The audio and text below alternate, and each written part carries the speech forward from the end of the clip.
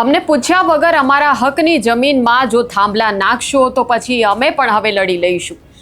જેતપરના ખેડૂતો મોટી સંખ્યામાં વિશાળ રેલી યોજી છે, ટ્રેક્ટરો લઈને પહોંચ્યા છે કલેક્ટર કચેરી અને ત્યાંથી સરકારને શું ચીમકી ઉચ્ચારી છે તેની વાત કરીશું આ વિડીયોમાં। નમસ્કાર, નિર્ભય ન્યૂઝમાં આપની સાથે હું મયુરી।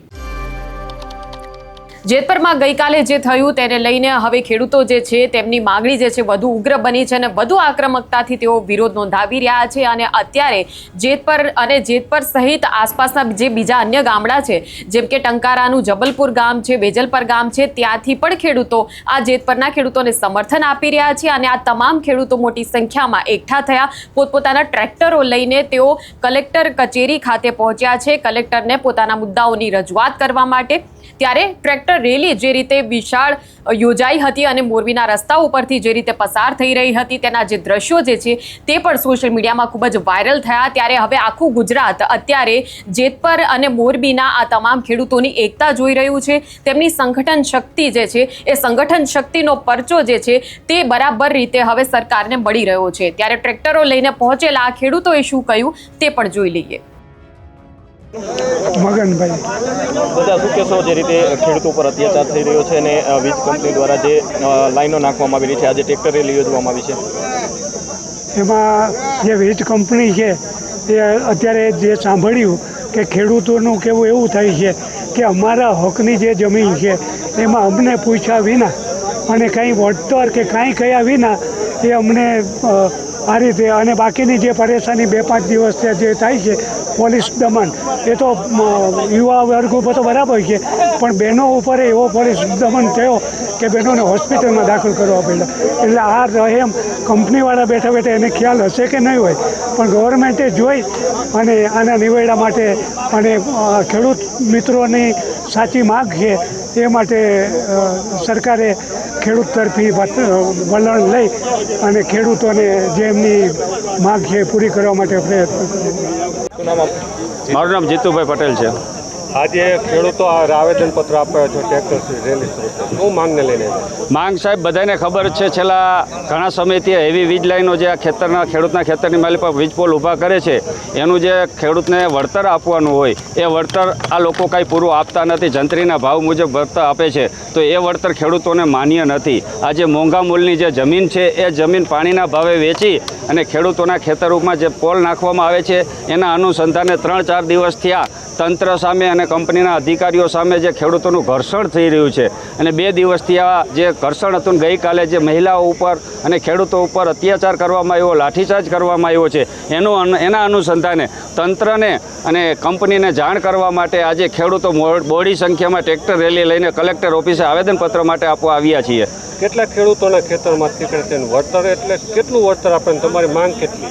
ખેડૂતોનું વળતરનો જો સાહેબ હિસાબ કરવા જાઓ ને તો 1885ના કાયદા મુજબ મેક્સિમમ વળતર અને ઓછામાં ઓછું નુકસાન હોય અને મેક્સિમમ વળતર આપવું અને એ વળતર આપે એનું 4 ગણું ખેડૂતને વળતર આપવું જે બજાર મૂલ્ય ખેતીની જમીન હોય એનું, તો એ વળતર તો અત્યારે કાંઈ ખેડૂતને આપતા નથી। જંત્રીના ભાવે વળતર આપવા માટે આ લોકો તૈયાર છે, તો જંત્રીના ભાવે વળતર જે ખેડૂતના એકાઉન્ટમાં જમા થવું જોઈએ અને પછી આ લોકોને કામ ચાલુ કરવું જોઈએ એ આ કાયદાના પ્રવર્ધનમાં છે, પણ એ લોકોને પણ આ લોકો તંત્ર અને કંપની ઘોરીને પી ગઈ છે। તો કેમ નથી સમજતા કે હું કહું 182 રૂપિયા લેખે જંત્રીના ભાવે ખેડૂતને વળતર આપે તો એ પણ કેમ નથી આપ્યું? અને પહેલાં કલેક્ટર સાહેબે શું કામ હુકમ કર્યો કે ભાઈ વળતર આપ્યા વિના કામ ન કરો, આ તો કાયદાના પ્રાવધાનમાં છે, તો એ વળતર નથી આપ્યું અને કામ ચાલુ કરી દીધું છે। અને છેલ્લે કલેક્ટર સાહેબનો આપણો મોરબી ડિસ્ટ્રિક્ટનો જે હુકમ છે 979 રૂપિયાનો, તો એ 979 રૂપિયાના હુકમના હિસાબથી ખેડૂતના એકાઉન્ટમાં પેમેન્ટ જવું જોઈએ પછી કામ ચાલુ કરવાનું આ કાયદામાં છે।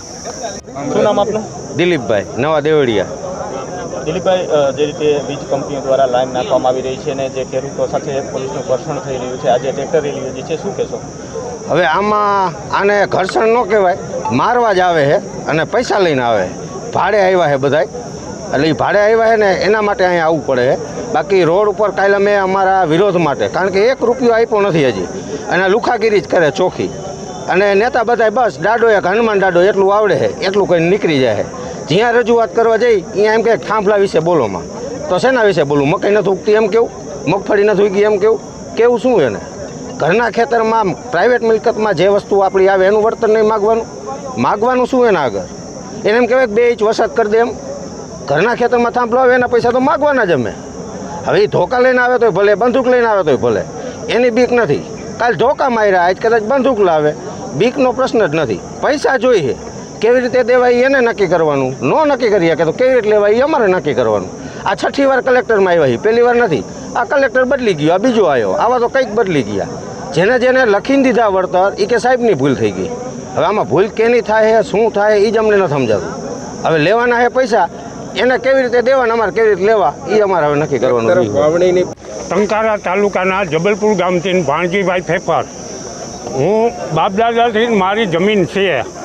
જમીનની કિંમત અત્યારે ગુજરાતની અંદર અને મોરબી જિલ્લાની અંદર ગમે અહીંયા સર્વે નંબર લેવા જાઓ તો 30થી 35 લાખ રૂપિયા એક વીઘાના પર વીઘાના ભાવ છે. તો આ કંપની સામાન્ય રકમ આપી ખેડૂતના ખેતરમાં લાખો કરોડો રૂપિયાની નુકસાની કરે છે. તો એ ખેડૂતોને પોહાય એમ જ નથી. તો હવે દરેક ખેડૂતને, મોરબી જિલ્લાના દરેક ખેડૂતોને એના ખેતરના રક્ષણ માટે થઈને કલેક્ટર ઓફિસે એના રક્ષણ માટે થઈને એકૂકી રાઇફલની માંગણી કરવાની જરૂર છે અને કરવાના છે. આવતા દિવસોમાં ખેડૂતનો આ નિર્ણય છે 100%. તો હવે ધોકા અને બંદૂકો લઈને પણ જો આવશો અને અમારા પર તૂટી પડશો તો પણ અમને કોઈ વાતની બીક નથી. અમને બસ અમારા હકનું વળતર જોઈએ છે અને એ વળતર મેળવવા માટે જે હદ સુધી લડી લેવાનું થાય ત્યાં સુધી અમે લડી લઈશું. આ પ્રકારે જે ખેડૂતો જેતપરના છે તેઓ ટ્રેક્ટર લઈને પહોંચ્યા હતા અને મીડિયા સમક્ષ જે વાતચીત કરી હતી અને તેમાં આ પ્રકારે તેમણે સરકારને ખુલ્લેઆમ પડકાર ફેંક્યો છે, ચીમકી ઉચ્ચારી છે કે અમારા હક માટે અમે મક્કમ છીએ. જો અમને અમારી માગણી પૂરી નહીં થાય, જો અમારા હકનું વળતર અમને નહીં મળે તો આગામી સમયમાં ગુજરાતભરમાંથી જે ખેડૂતો જે છે તેને આહવાન કરીશું અને આ લડત જે છે, અમારી લડાઈ જે છે તેને વધુ આક્રમક બનાવીશું. આ પ્રકારે તમામ જે ખેડૂતો જે છે તે રજૂઆત કરી રહ્યા છે અને તમામ ખેડૂતોની જે આ એકતા જે છે એ એકતા અત્યારે સરકાર જોઈ રહી છે.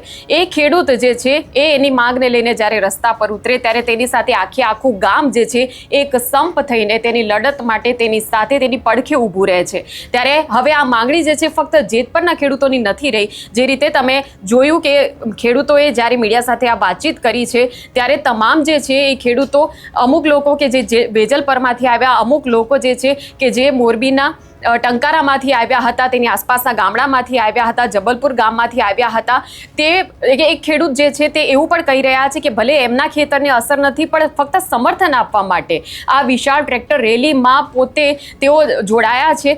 અને આ જ બતાવે છે કે ખેડૂતો જે છે પોતાની માંગણીને લઈને એક વખત જ્યારે સરકારની સામે મોરચો માંડે છે, જ્યારે રસ્તા પર ઉતરે છે ત્યારે ભલભલી સરકારને પણ નમતું જોખવું પડે છે.